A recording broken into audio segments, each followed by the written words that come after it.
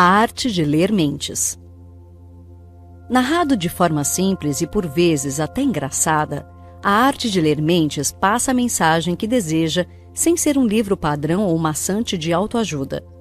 O livro encaixa-se mais no padrão da psicologia, trazendo conceitos comuns de programação neurolinguística, PNL, de uma forma inteligente e descomplicada. O próprio autor abre o livro com uma nota explicativa dizendo que ele mesmo tem dificuldade para classificar a obra e que, na verdade, a classificação dependerá muito mais da interpretação do leitor.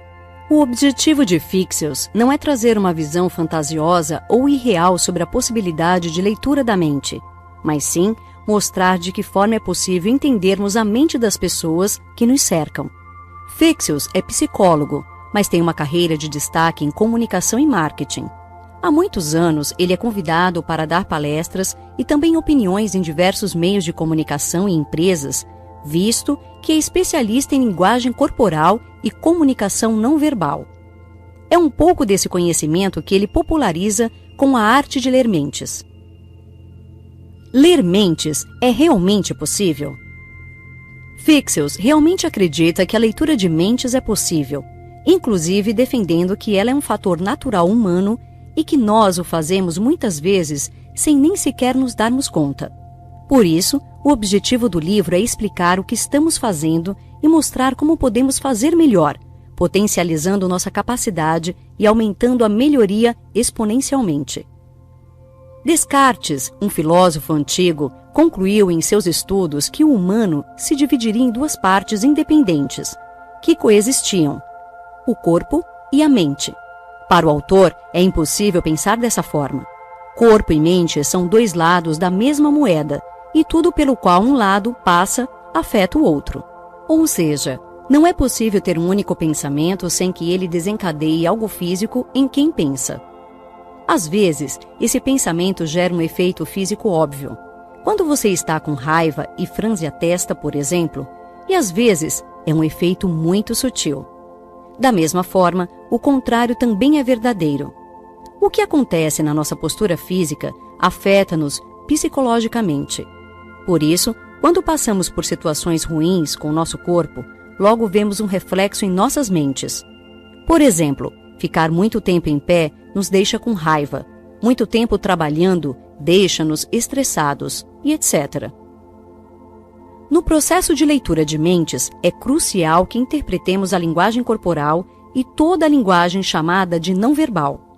Para Fixios, a maior parte da comunicação é feita dessa forma, com destaque para que é feita de maneira inconsciente.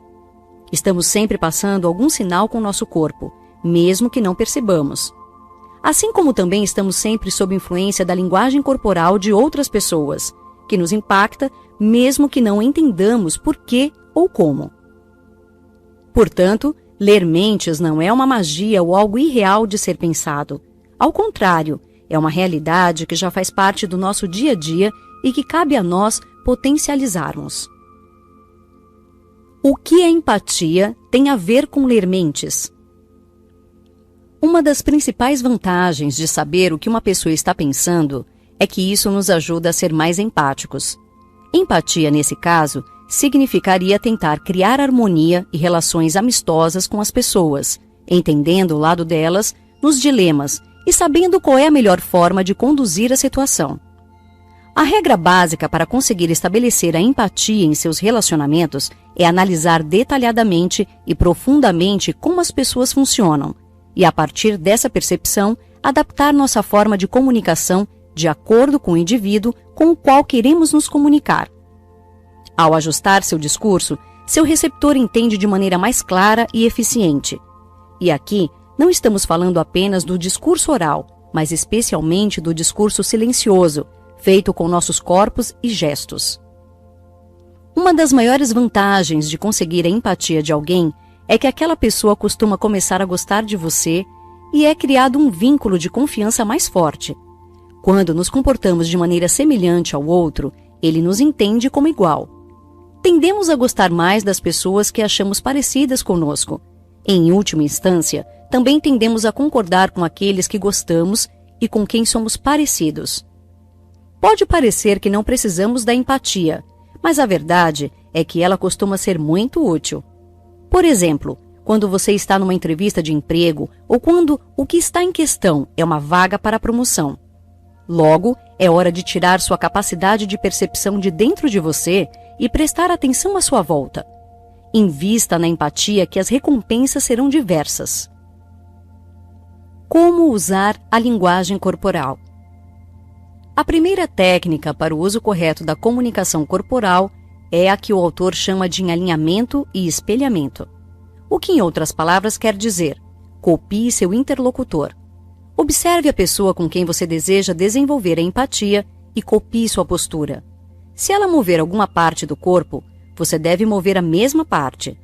É claro que, para isso, seja eficiente. É crucial que a adaptação e cópia dos movimentos seja feita de forma sutil e gradual. Ou seja, no início, a cópia deve ser parcial. Outra boa ideia é copiar a expressão corporal da pessoa, já que ela não é capaz de ver o próprio rosto.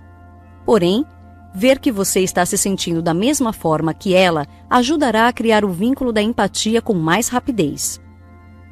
O autor ressalta que não devemos simplesmente inferir um comportamento tomando como base um alinhamento corporal do nosso interlocutor. Por exemplo, uma pessoa de braços cruzados não está necessariamente com bloqueio. Ela pode estar simplesmente com frio. Tudo isso pode parecer estranho a princípio, mas todo novo hábito parece esquisito nas primeiras vezes. A chave é a persistência. Outro item importante no que diz respeito à nossa linguagem é a voz, seu timbre e tonalidade. Ela também deve se adaptar à voz do interlocutor, como ele fala, e considerar elementos como tonalidade, plenitude, melodia, ritmo, força e volume. Da mesma maneira, precisamos analisar nosso público para saber quando fazer uso ou cercear as gírias, jargões ou experiências pessoais. A regra de repetir a forma como a pessoa se comporta também funciona nesse ponto, exceto se estivermos tratando de um relacionamento profissional, o qual devemos tentar manter um mínimo de formalidade. Não podemos esquecer de considerar a rapidez ou a intensidade da respiração e tentar nos conectar dessa forma também. Isso pode ser difícil, dependendo de dificuldades pessoais ou do nível de energia das pessoas envolvidas. Por isso, precisamos ficar atentos se realmente é uma estratégia útil, pois se alterará dependendo de quem é nosso interlocutor. O timbre de voz tem que ser convincente e condizente com aquilo que você está falando. Ou seja, se você está pedindo calma, não adianta gritar e chacoalhar os ombros de seus interlocutores, ainda que essa seja muitas vezes nossa vontade. Da mesma forma, a linguagem escrita também deve ser adaptada, especialmente aquela feita por e-mail. Ao receber um e-mail formal, não devemos responder com abreviações. A recíproca também é verdadeira. Adeque sua escrita ao seu interlocutor. Devemos sempre tentar encontrar algo em comum com o nosso interlocutor, por mais difícil que isso possa parecer. Mesmo que não seja um assunto comum ou tradicional, às vezes os dois podem ter hobbies parecidos. Não queremos obstruir e nos tornar obstáculos com nosso diálogo, mas sim tentar ao máximo ser abertos para um diálogo produtivo. Por isso, primeiro deve-se concordar e depois conduzir a linha de raciocínio para o oposto, se for o caso. Uma boa estratégia é usar frases mais suaves na hora de defender nossos argumentos e deixar a pessoa confortável para que ela fale dela mesma e você possa captar algo em comum. Em alguns casos, não é ideal se adaptar ao comportamento de alguém, especialmente se for algum comportamento que pode ser considerado ofensivo, como imitar um sotaque ou uma deficiência. Um pouco de bom senso nunca fez mal a ninguém. Como nossas sensações afetam nossos pensamentos. Nossas impressões sensoriais são uma parte de nossos pensamentos e a preferência por um tipo ou outro de impressão depende e varia de pessoa para pessoa. Por exemplo, algumas pessoas preferem impressões visuais e outras auditivas. Outras pessoas são plenamente baseadas em princípios lógicos e não são afetadas pelo mundo sensorial como as demais. O que acontece é que essas preferências acabam afetando o nosso modo de pensar e, portanto, nosso modo de nos comunicarmos e de interpretarmos o mundo. Essa situação pode se tornar particularmente difícil quando estamos falando com mais de uma pessoa ao mesmo tempo. em uma reunião, por exemplo. Nesses casos, precisamos nos certificar de que estamos usando todas, ou a maior parte que conseguimos, de impressões sensoriais diferentes. Para descobrir o sentido dominante de alguém, é necessário fazer perguntas sinceras e abertas. Muitas vezes, perguntar abertamente qual é a melhor forma de apresentar é uma ideia simples e eficiente. Também é possível inferir os sentidos dominantes de acordo com características físicas, mas o próprio autor diz que isso é uma generalização que pode dar errado. Uma boa dica é observar o ritmo. Muitas vezes as pessoas visuais têm um ritmo mais rápido, as sinestésicas são mais lentas e as auditivas são um meio termo. A melhor forma de tentar categorizar as pessoas é simplesmente por meio de testes e prática. É claro que perguntar abertamente também pode ser uma ótima estratégia, conforme já foi dito. Durante a vida, as pessoas raramente mudam de foco sensorial de tal forma que o exercício só precisará ser feito uma vez com assertividade para provavelmente valer pela vida inteira. Não adianta tentar esconder. Nós sempre revelamos nossas emoções. As emoções fazem parte da nossa sobrevivência. Elas começam de forma automática a fim de acionar nosso sistema nervoso sem que nem sequer racionalizemos sobre os problemas em questão. Elas aumentam nossas chances de sobrevivência desde os primórdios. Essa é a origem da nossa emoção, mas com o passar dos anos, ela se desenvolveu de tal maneira que outros tipos de emoção com outras reações tenham se desenvolvido. As expressões faciais são um dos maiores espelhos das emoções. Os rostos têm mais de 40 músculos e todos eles podem ser utilizados quando expressamos algum sentimento. É fácil perceber pela expressão facial ou linguagem corporal se alguém está feliz, triste ou irritado. As nuances da emoção estão naquelas que não são tão facilmente percebidas, normalmente porque nem a pessoa que está sentindo percebe que está exteriorizando aquela emoção. É possível, inclusive, exibirmos mais de uma emoção ao mesmo tempo. Um exemplo clássico é estar triste, mas tentar forçar um sorriso. Por isso é normal que tenhamos dificuldade na interpretação de sentimentos.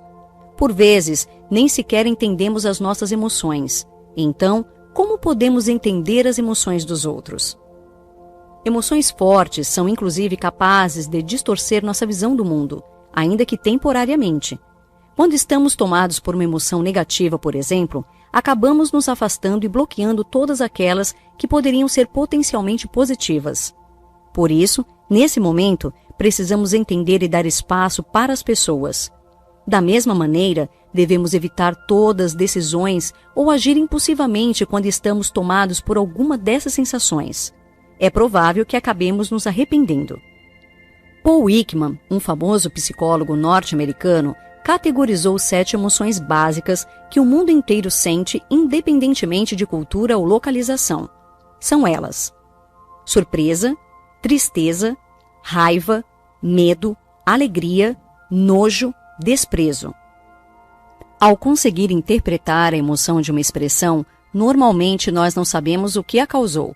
Por isso, não podemos deixar a expressão das outras pessoas afetar o nosso comportamento, pois não temos certeza dos motivos das emoções delas. Por exemplo, alguém pode estar chateado e com uma expressão irritada, mas não necessariamente ele está irritado com você. Todavia, se você começar a ficar irritado porque acha que ele está irritado com você, mesmo não estando, o único efeito que você terá é que ele irá, de fato, ficar irritado com você. Como detectar quando alguém está mentindo para você? A maioria da população mente o tempo todo. Podem ser mentiras sutis e triviais, mas estão presentes em nosso dia a dia. Por exemplo, quantas vezes você já respondeu à pergunta de tudo bem com você, com tudo, quando na verdade a sensação que você carregava era de que a qualquer momento tudo ia desabar? Os sinais que nos ajudam a detectar as mentiras são chamados de sinais contraditórios. Ou seja, são sinais que não condizem com a emoção que a pessoa está tentando apresentar ou com o seu discurso. A maior parte dos sinais está no rosto, coçar o nariz, por exemplo, nos olhos. Pessoas que não conseguem olhar nos olhos têm grande potencial para mentirosos. E nas mãos, mãos muito suadas. Todavia, O resto do corpo também pode nos dar sinais por meio de atos falhos gestuais.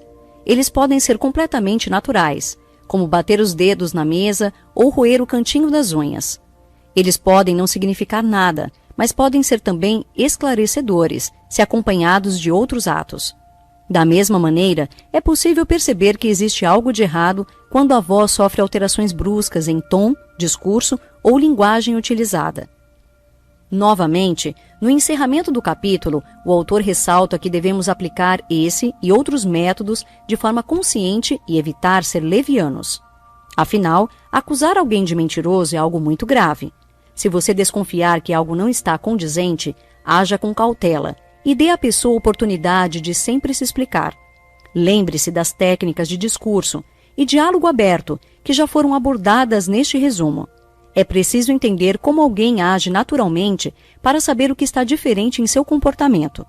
Por exemplo, alguém pode ter um tique que o faz coçar o nariz constantemente, mas isso não quer dizer que ele é um mentiroso patológico. Sugestões para alterar nossa programação mental. Cabe ao nosso lado racional julgar e filtrar. Não é dever do nosso inconsciente passar por isso, o que pode ser um problema. Se nosso racional não fizer um filtro prévio, nosso inconsciente aceitará as propostas sem muito questionamento. Para conseguirmos fazer esse filtro corretamente, é necessário mudarmos um pouco a forma de pensarmos e de nos expressarmos. Por exemplo, evitar usar a palavra não pode ser um ótimo começo. Em vez de criarmos frases negativas, devemos nos esforçar para passar a mesma ideia com frases positivas.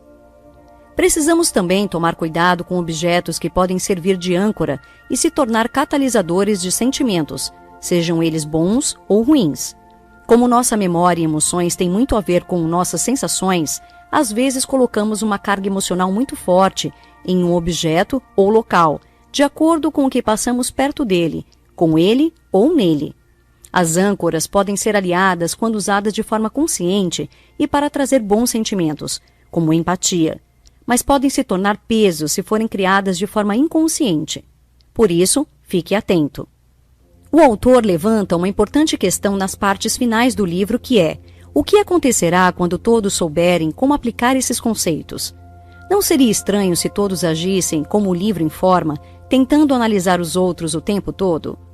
O autor defende que, em certo ponto, nós vamos ser capazes de fazer isso de forma inconsciente, e quando isso acontecer, teremos um mundo mais altruísta e empático. O problema, segundo ele, é justamente que isso nunca acontecerá, porque sempre teremos pessoas céticas, incapazes de criar empatia e interessadas na arte da manipulação, no lugar da de compreensão. O fim é só o começo. Exercícios são a chave para o sucesso. Para conseguirmos ser especialistas em algo, o primeiro e principal passo é o estudo e a prática. Da mesma forma acontece com o nosso potencial de leitura de mentes. Ficaremos cada vez mais experientes e capazes de entender melhor o funcionamento da mente daqueles que nos cercam, à medida que nos esforçarmos, estudarmos e exercitarmos. O livro de Fixels traz diversos exercícios durante sua leitura, em especial na parte final, dedicada especialmente à fixação do conteúdo apresentado. Talvez o livro não seja nenhuma novidade para aqueles que já estudaram bastante sobre comportamento humano ou linguagem corporal, mas a vantagem é reforçar os conceitos e práticas, visto que ler mentes é um exercício de prática. Com certeza é um ótimo livro para aqueles que estão começando a se familiarizar com os conceitos e que têm interesse em aprender mais sobre o assunto. A maneira como interpretamos o conceito de ler mentes se modifica após a leitura do livro. Percebemos que ler mentes não é uma atividade mística e muito menos absurda. Pelo contrário, é algo que já fazemos diariamente e podemos elaborar para termos mais benefícios e vivermos uma vida mais completa.